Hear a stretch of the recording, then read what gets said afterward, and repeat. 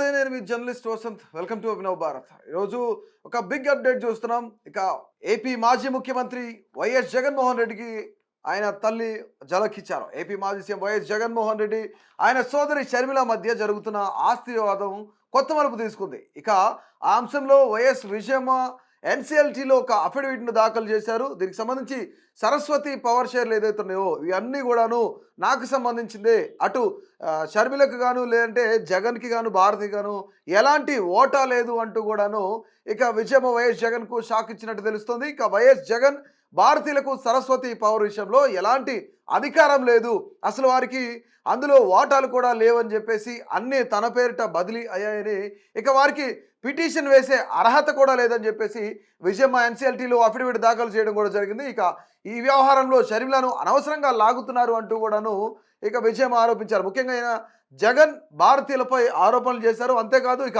వీరిద్దరు కూడాను కలిసి ఎన్సీఎల్టీని తప్పుదోవ పట్టించే ప్రయత్నం కూడా చేశారు. ఇటు జగన్ కానీ షర్మిల కానీ మధ్య ఉన్న ఆస్తి తగాదాలు ఏవైతున్నాయో తనను వాటన్నిటిని చూసి భారతి అటు జగన్మోహన్ రెడ్డి ఇద్దరు కూడాను ఆ యొక్క ఆస్తి తగాదాలతో తనను కోర్టు ముందు నిలబెట్టారని చెప్పేసి ఆమె ఆవేదన వ్యక్తం చేసిన పరిస్థితి ఉంది.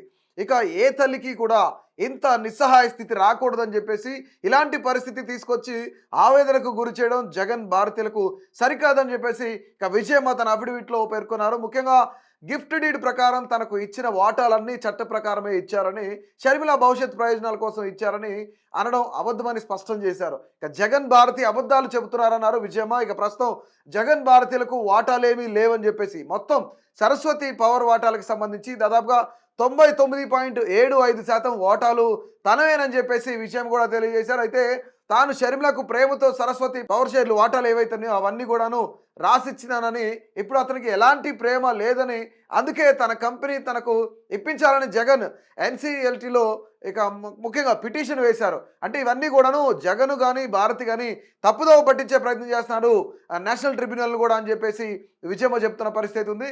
కుటుంబంలో జరిగిన ఓ ఎంఓయూ ఆధారంగానే తన తల్లి పేరుతో వాటాలను బదిలీ చేయాలన్నారు. ఇక వాటాలను బదిలీ చేయాలన్నప్పుడు కూడాను అయితే అనధికారికంగా తన తల్లి వాటాలను బదిలీ చేశారని చెప్పేసి జగన్ ఆరోపించారు. కానీ జగన్ భారతి అన్నీ కూడాను అబద్ధాలే చెప్తున్నారని చెప్పేసి, అలాగే దానికి సంబంధించి ఎలాంటి ఎంఓయూ కూడాను తెరపైకి తెస్తున్నారని చెప్పేసి విజయమ్మ అంటున్నారు. ముఖ్యంగా ఇలాంటివన్నీ కూడాను అంటే కావాలని చెప్పేసి కొన్ని ఎంఓయూలను తెరపైకి తీసుకొస్తున్నారని చెప్పేసి విజయమ్మ కూడా చెప్తున్న పరిస్థితి ఉంది.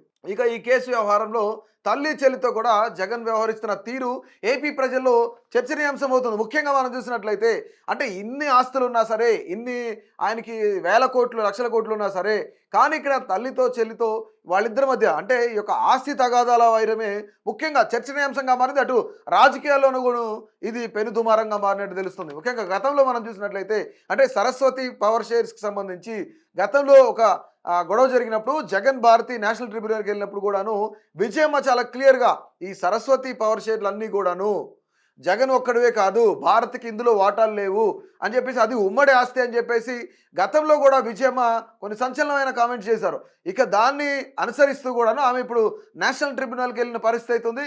ఇక ముఖ్యంగా ఈ నేషనల్ ట్రిబ్యునల్కి వెళ్ళినప్పుడు ఈ యొక్క ఆస్తి వివాదాల గురించి ఆమె అనేక విషయాలు అందులో ప్రస్తావిస్తున్నట్లుగా మనకు సమాచారం ఉంటుంది. ముఖ్యంగా ఏదైతే పల్నాడు జిల్లాలో ఉన్న సరస్వతి పవర్ షేర్స్ ఉన్నాయి, పవర్ స్టేషన్ ఉందో దానికి సంబంధించి ఆ యొక్క ఓటాలన్నీ కూడాను దాదాపుగా 99.75% తనకే బదిలీ అయ్యాయని, ఇవన్నీ కూడాను గిఫ్ట్ డీడు ఇవన్నీ కాదని చెప్పేసి ఆమె చెప్తున్న పరిస్థితి అవుతుంది. ముఖ్యంగా దీనికి సంబంధించి గతంలో అటు షర్మిలకు కానీ ఇటు జగన్మోహన్ రెడ్డి కానీ ఇద్దరికీ దాని మీద సమాన హక్కు ఉంది అని చెప్పిన విజయమ్మ ఇప్పుడు ఎట్టకేలకు ఆమె గతంలో రాసుకున్న ఎంఓయూ ఏదైతుందో ఆ ఎంఓయూకి సంబంధించి నేషనల్ ట్రిబ్యునల్ కూడా ఎంఓయూ సమర్పించినట్లు మనకు అందుతున్న సమాచారం. ముఖ్యంగా ఇందులో విజయమ్మ పేరిటే 99.75% ఓటాలు ఉన్నట్లు కూడా మనకు చెప్తున్న పరిస్థితి అవుతుంది. అంటే కేవలం ఇది కుట్రపూరితంగానో అబద్ధాలు చెప్తూనో అటు జగన్మోహన్ రెడ్డి కానీ భారతి కానీ ఇద్దరు కూడాను ఎవరైతే షర్మిల ఉన్నారో షర్మిలకు సంబంధించి వాళ్ళ మధ్య వివాదాలు, ఆస్తి వివాదాలు ఉన్నమాట వాస్తవమే.